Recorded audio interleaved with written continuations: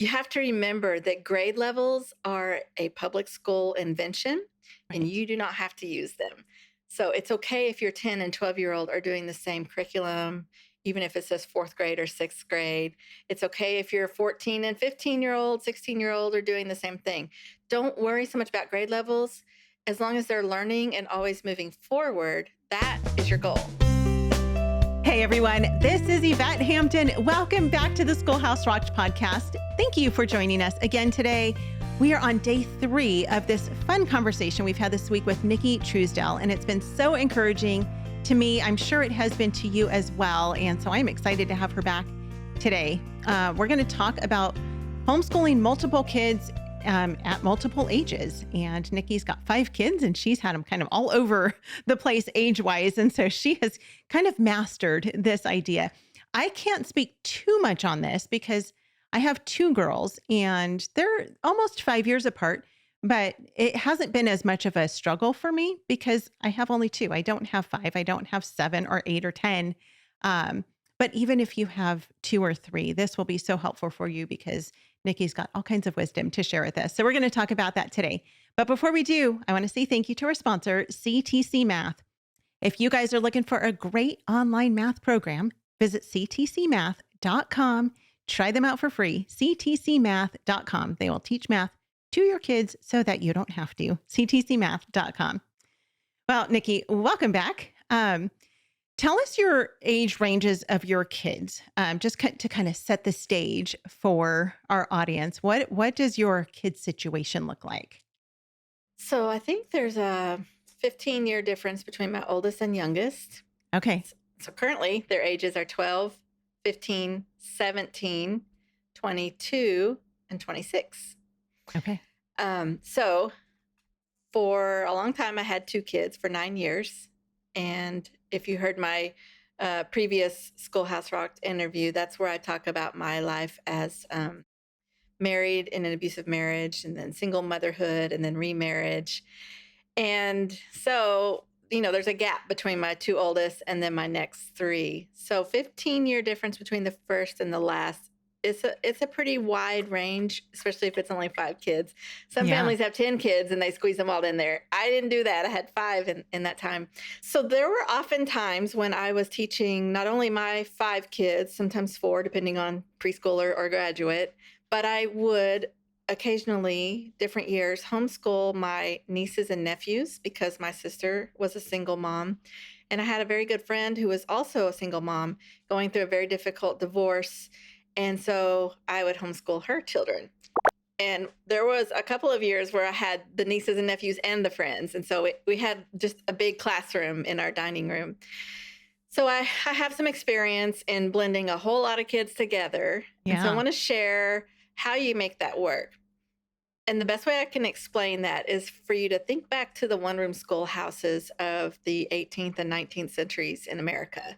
Mm. That's literally what you'll be doing if you follow my methods. So I didn't do this. I didn't go into this with a plan. I kind of had to figure it out as I went. Because I started out having a different curriculum for each child, a different grade level, different subjects. Oh my. But I quickly learned that was not going to work. Yeah. By the time I had 4 kids, I had, I think, a 12-year-old down to a 2-year-old. Well, that's crazy. And the 2-year-old wasn't having school yet, but I had a preschooler who was just dying to do school like his big sisters. And so you can imagine at least 3 different grade levels plus a toddler running around. Mm. I learned that it's very difficult to have multiple subjects at multiple grade levels. It takes all day long. And you are either running a very strict school or you're always feeling like you're behind. Mm. It's so hard to just run a smooth school. Now, there have been some things that have made it easier in the 21st century, like online classes, co-ops, things like that. But that doesn't work for everyone. I have friends who don't have internet access because they live so far out in the country, or they don't go sign up for co-ops because with multiple children, it gets very expensive. Sure. And so if you fall into any of those categories, there is a way. So I'm going to tell you to combine as many of your kids into one group as possible. Mhm.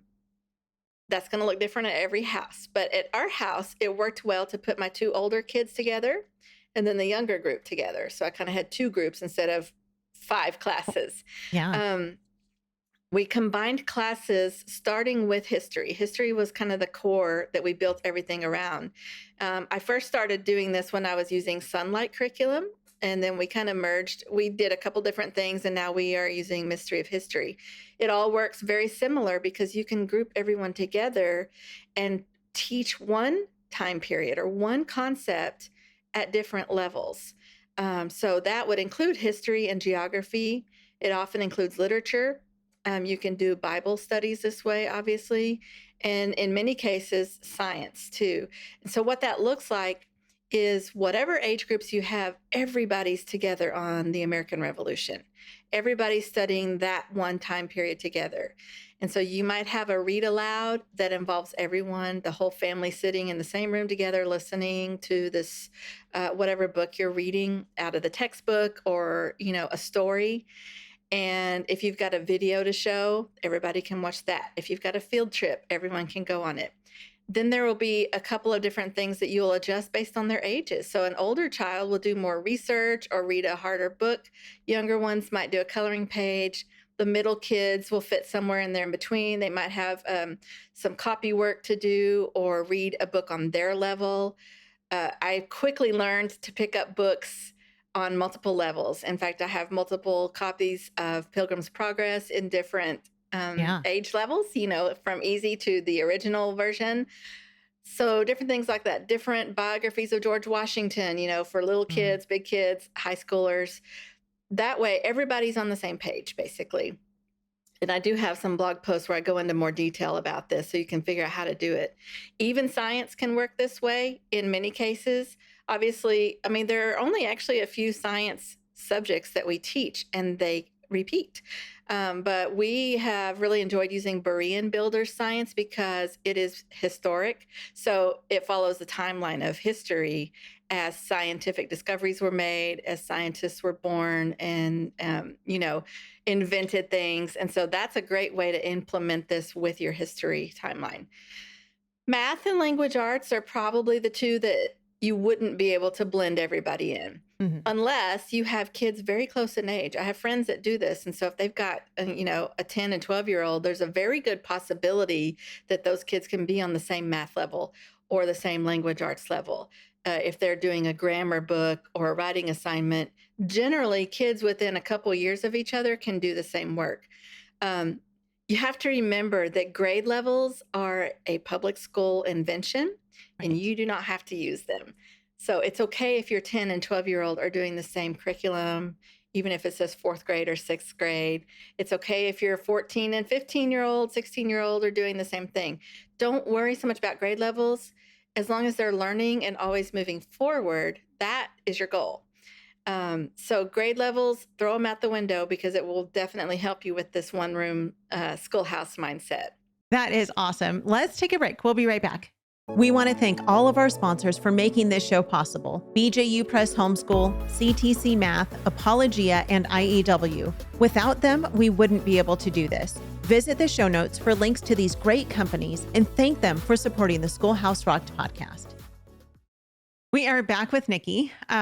All right, so we're talking about homeschooling multiple kids, multiple ages, kind of that one-room schoolhouse type thing, which we talked about. I want to be Ma Ingalls. And so we just got to put all of our kids in their little bonnets and little hats and prairie dresses and, overalls and all that fun stuff. And then it's the perfect mix. But for those maybe who actually don't live on a prairie, what is your strategy for doing this with all of your kids?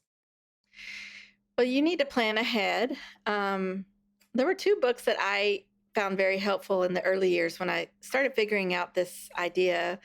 One was Managers of Their Homes. I think it's put out by Titus too.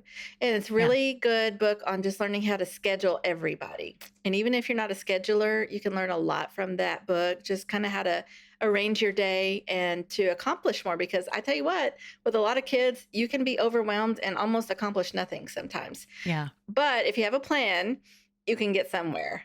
Another book that I really enjoyed was Large Family Logistics. And both of those kind of helped me to figure out how to make everybody work together, how to have school and also make meals and also clean the house. And, no matter how many kids you have, and I recommend starting those books, even if you've got 2 kids, start that mindset early.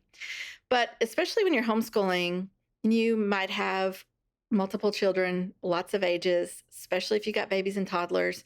That's one of the most common questions I get is how am I going to do this with these babies running around? Right.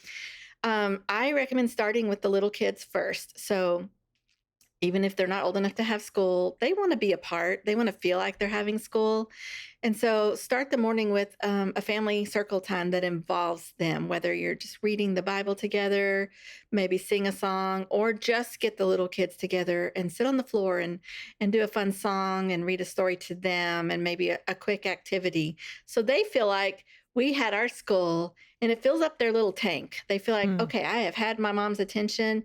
And then you know how little kids are. After a little bit of attention, they're happy to go play. And so if they're happy to go play, that's when you can sit down with your older children, maybe pick a topic, a subject that they really need your attention on. It might be one certain child with their math lesson or something similar.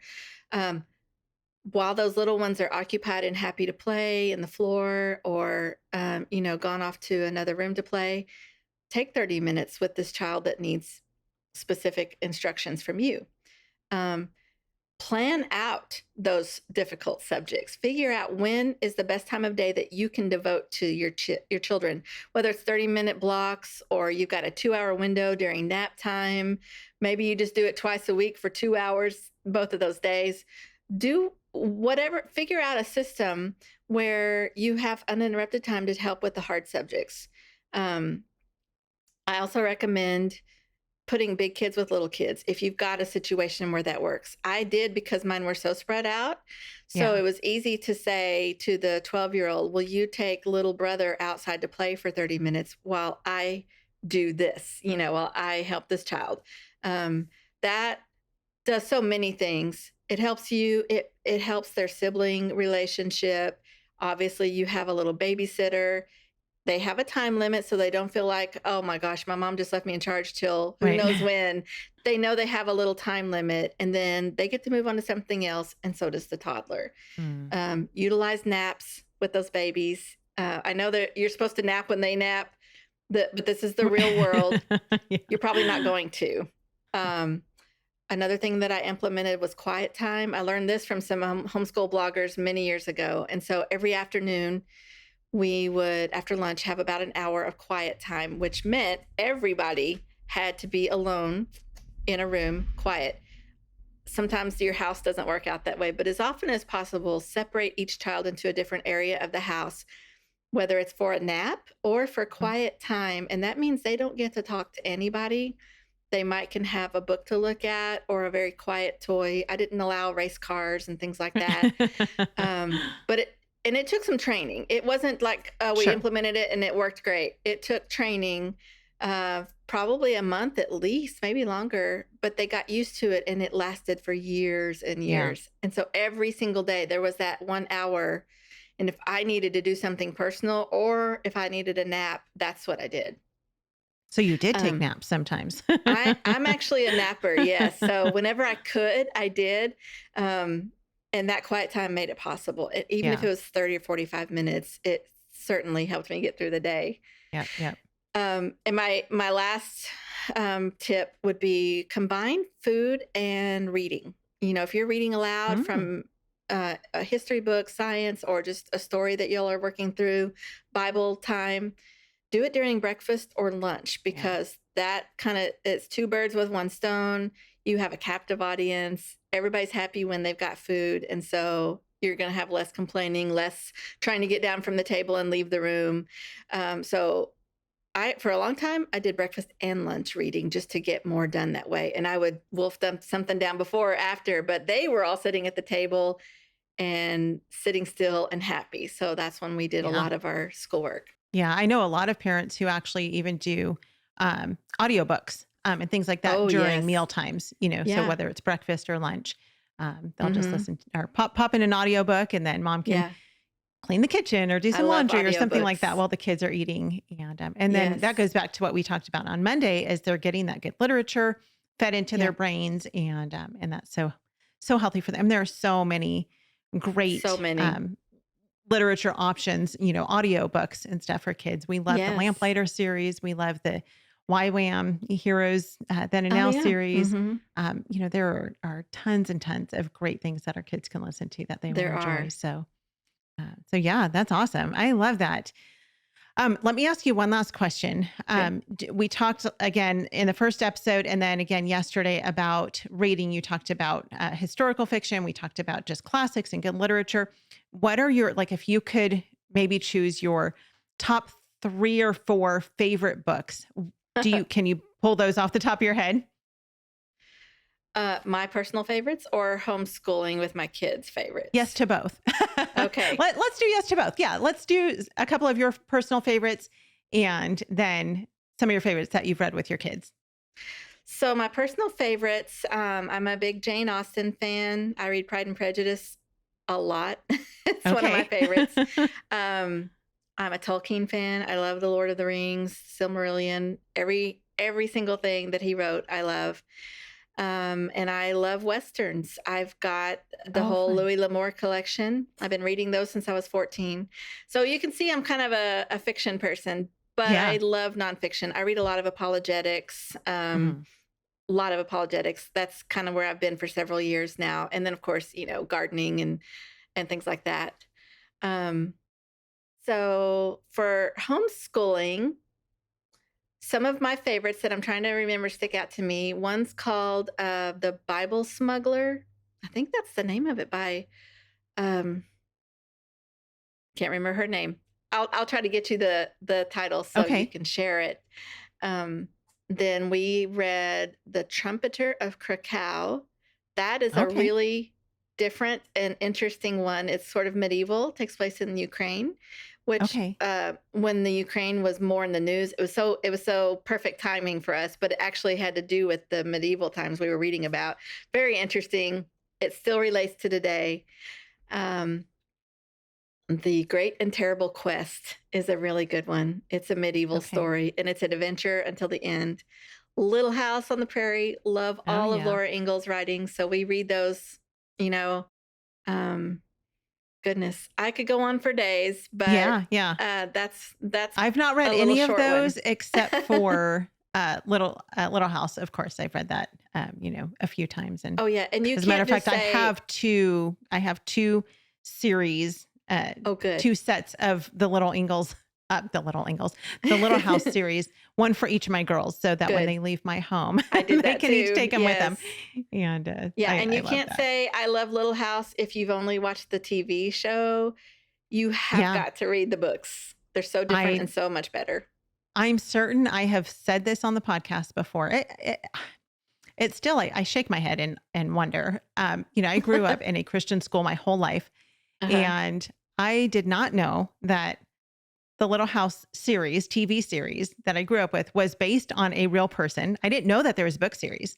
It's so Yeah. sad. We It never is. read that in school, and in my family, we weren't big readers. And so I didn't even know that existed. I didn't know Laura Wow. Ingalls was a real person.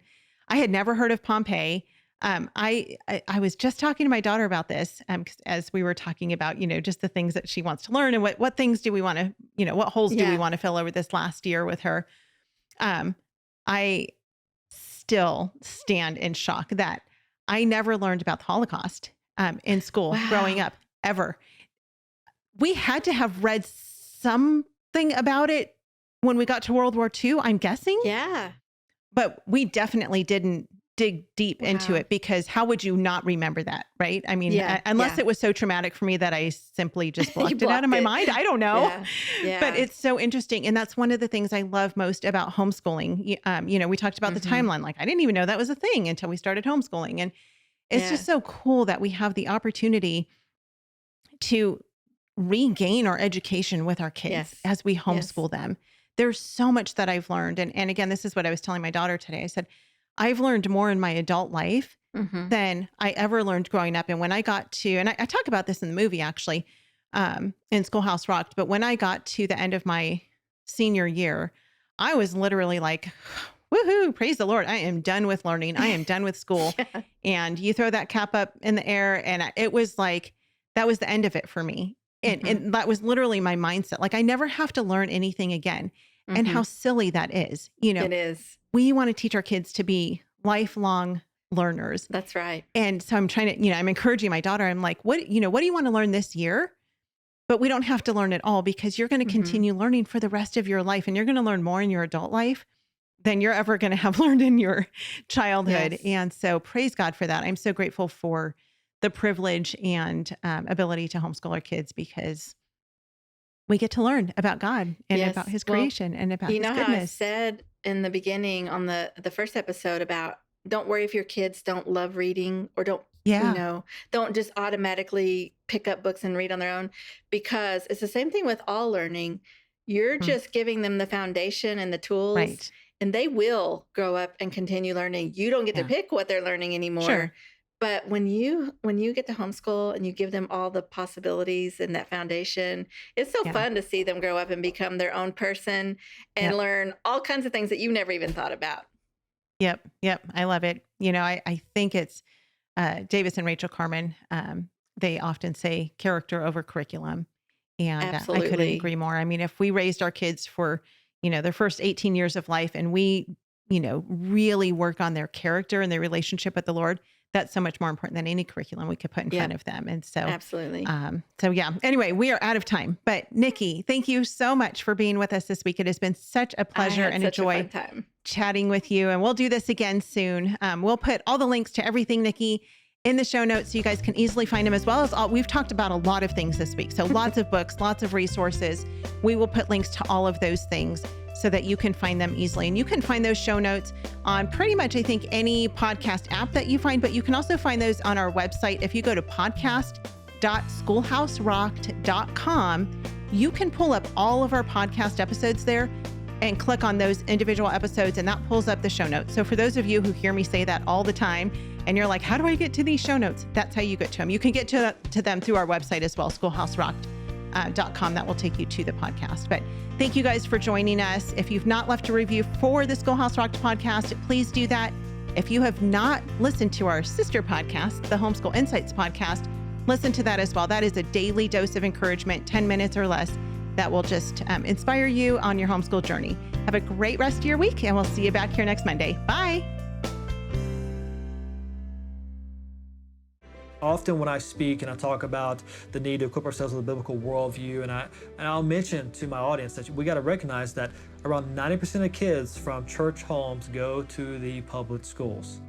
And in those public schools, in a real sense, secularism, naturalism, atheism is the new religion of that system.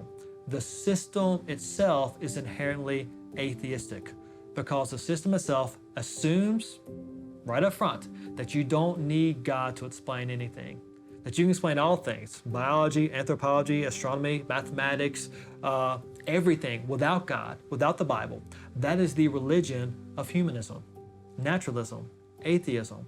And for so many Christian parents, when we send our kids to that system, they're there for almost 40 hours a week, 9 months out of the year, and they're getting really hit with this atheistic worldview, and all the reasons, really, the atheistic worldview must be true, and if that's true, then the Bible can't be true.